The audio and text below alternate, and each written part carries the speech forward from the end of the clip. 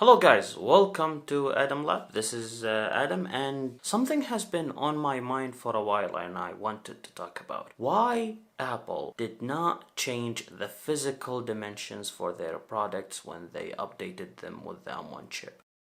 I think the reason when we get those new devices and we start do comparison, we would have the same size as the previous model and the same shape and the same physical dimension compared to the new one. Then we will compare them within the same size, within the same shape, within the same everything, yet still this machine can provide much more power. Because if the new machine got changed and it's different than the previous one, then we will be saying things like, oh, actually the performance is better because now the shape has changed, which means that makes sense. So the performance is higher because we changed because that. And we will just start making excuses and such because a lot of people do hate Apple. That's just a fact. And they do run after Apple and they wish for their failure. While this time they just can't. For example, Linus Tech Tips.